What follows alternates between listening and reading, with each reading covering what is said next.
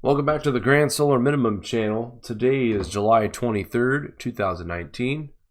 Happy Tuesday to everybody out there. Let's get right into our broadcast for today.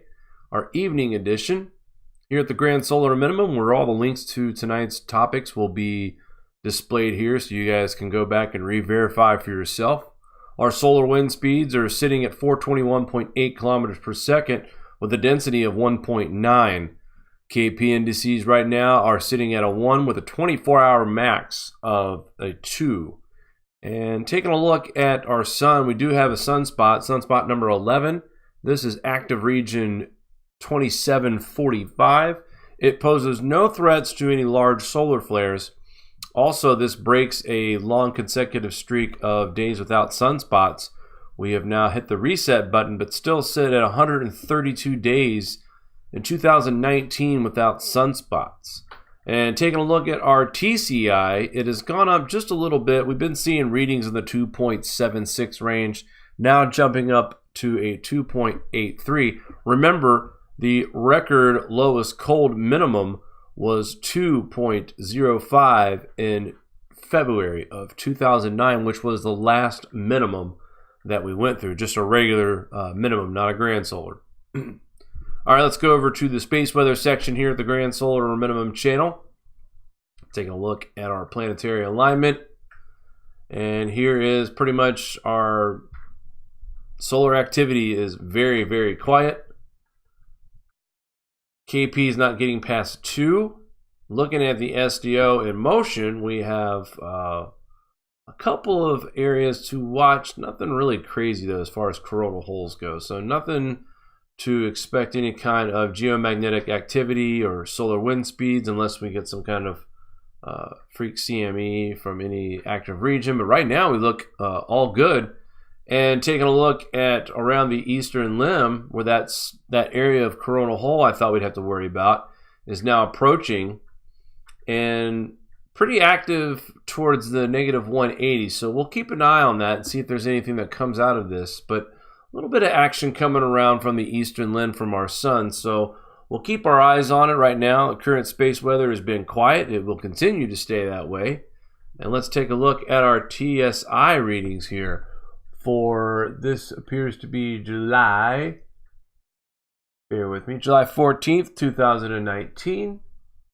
Our TSI came in at a 1360.63. So we were peaked out for a little bit around the 0.825 region. Since then, we have dropped ever so slightly. And right now, it does appear that we are continuing a downward trend, especially over the last several days here in TSI. All right, let's get right back over to the Grand Solar Minimum channel. Just give you guys a quick little look here at the TCI, the Thermosphere Climate Index. And I know recently we've been covering that. We wanted to show you guys where we were as far as compared to the last minimum. And I'll go ahead and show you. This was the last minimum, pretty deep.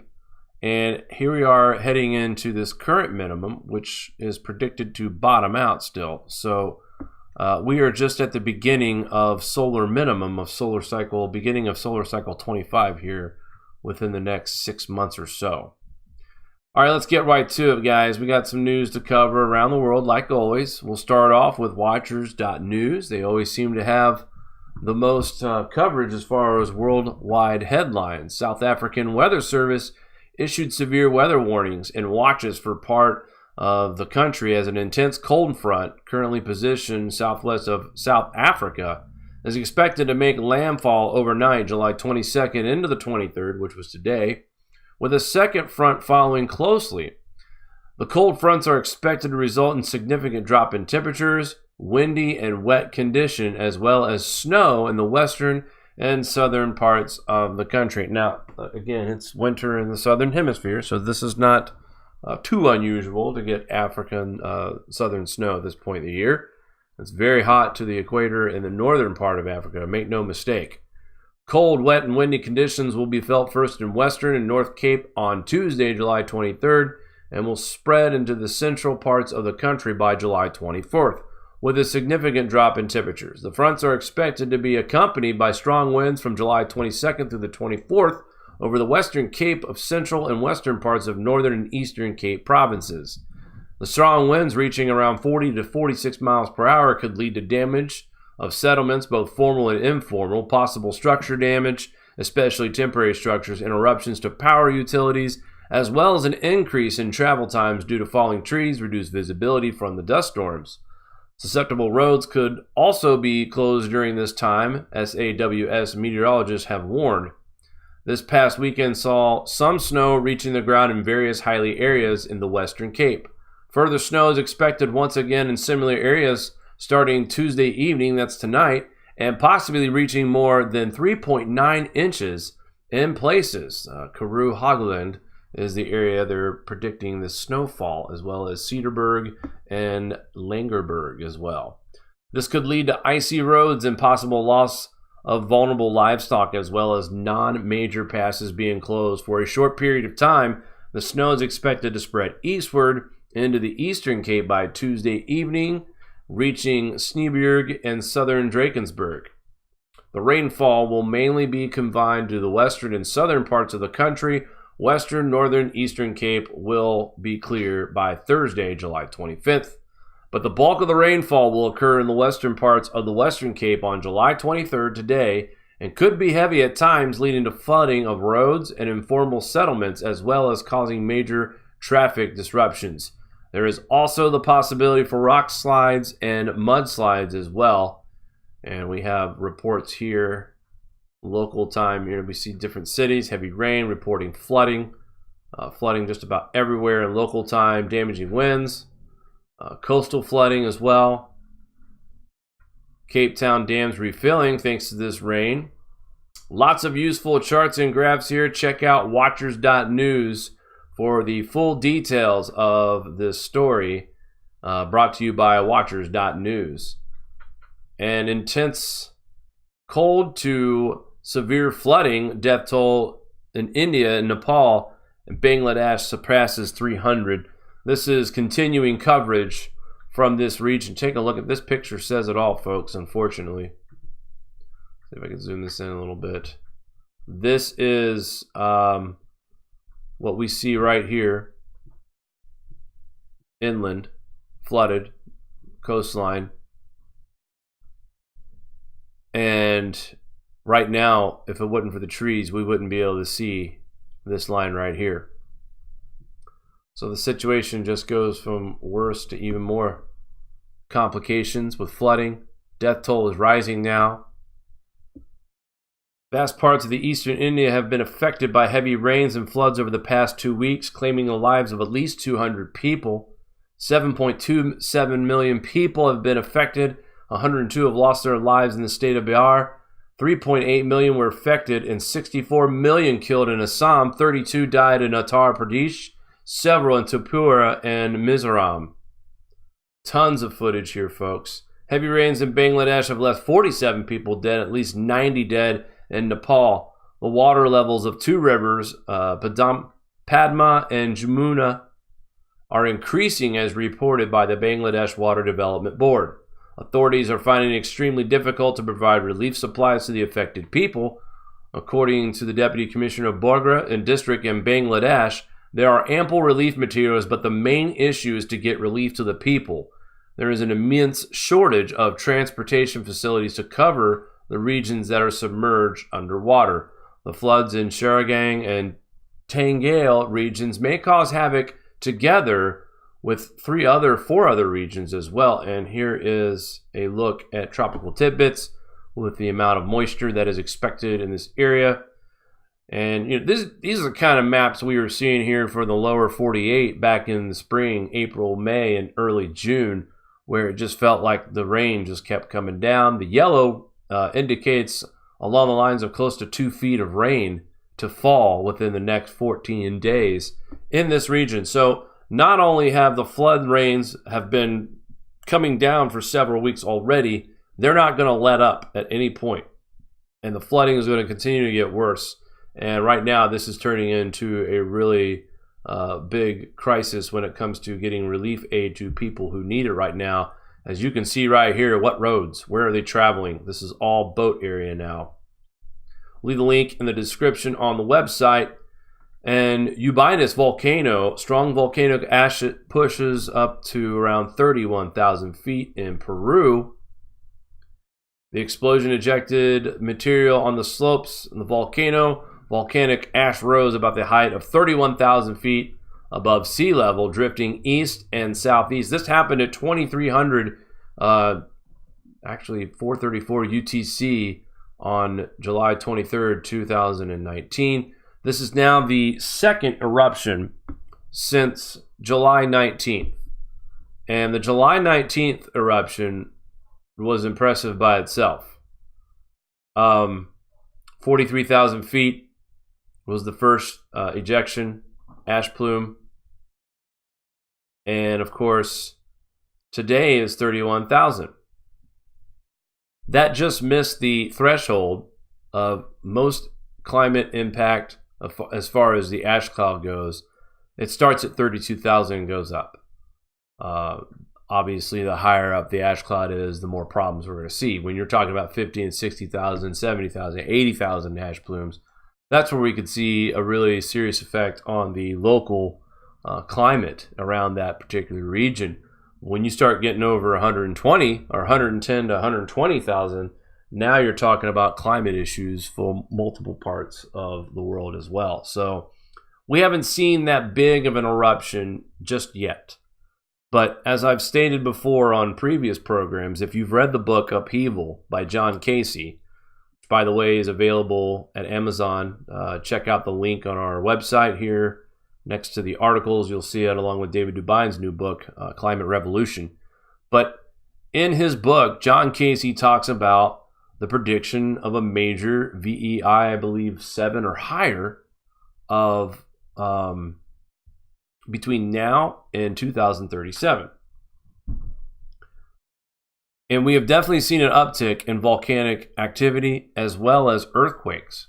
We're still seeing swarms of earthquakes near Southern California. It's still rocking and rolling. It's definitely calmed down since we had the two big ones, the 6.4 and the 7.1. We expected a third one of around 7.5 or higher. That did not happen. The energy transfer that we were expecting didn't happen either. So there were a couple of things that the unexpected happened when it wasn't expected. And that happens, unfortunately, you know. No matter how much of an expert you are in your field, the unexpected can happen. And a lot of times folks just don't account for that when they're forecasting things. And, you know, when someone misses a forecast on something, it's going to happen, especially if this is what they do for a living. They're not going to be 100% right. Nobody's 100% right. But anyway, but we are definitely witnessing uptick in volcanic activity, especially since the 19th of July. This same volcano has now had two major eruptions over 30,000 feet. The first one was 43,000. This one's 31,000, along with some other minor eruptions from this particular volcano. So once again, we'll keep our eyes on this particular region. Very impressive explosions now 2 times since July 19th. And just to talk a little bit, since we're talking about earthquakes or volcanoes, let's mention an earthquake that happened on July 23rd, 11:37 UTC time. A shallow 6.0 earthquake hit the Bellini Islands region in Southern Ocean at 10:33 UTC on July 23rd, 2019. The agency is reporting a depth of 6.2 miles. The EMSC registered it at 6.0 with a depth of 18 miles. Tells us where the epicenter was, located about 1,000 miles southwest of Bluff and about 1,100 miles southwest of Invercargill. Population 47,000 people. Out here, guys, in the middle of the water. There were no tsunami issues. No damage has been reported or any kind of death. Nothing like that. Just another earthquake, thankfully, out in the middle of the ocean. Once again, thanks goes to Watchers.news. Historic severe drought wreaks havoc in parts of Thailand. Kind of important here, folks. Officials observed the situation in the district and found that rice on 79,000 acres have wilted and are on the verge of dying as various sources of water in the district are running dry. According to the governor, if it does not rain this month, the crops will be destroyed, according to the Bangkok Post. This is the worst drought so far this year, the governor had said. Urged residents to use water prudently. Some locals are saying that this has been the driest July in 40 years. In order to provide temporary relief, water trucks have been sent to the drought-affected regions, and authorities promise compensation to affected farmers. That does help, but similar reports are coming in from Surin province, where water levels of the Hui Senang Canal, the main lifeline, the reservoir with the same name, are the lowest in 41 years. Residents said it shouldn't last a month. So I know that our prep depends on getting food that is has a long shelf life. And I'm not trying to push the panic button here, folks, whatsoever. Most of the region is flooding and their crops are being damaged. As far as the United States, India, other parts of the world, we've seen crop loss due to floods this year. And a lot of times the word drought gets lost, especially when you're on a topic like grand solar minimum. But as we've reported before, grand solar minimums do host certain regions that do have droughts. And so not all the crop damage is going to be the same.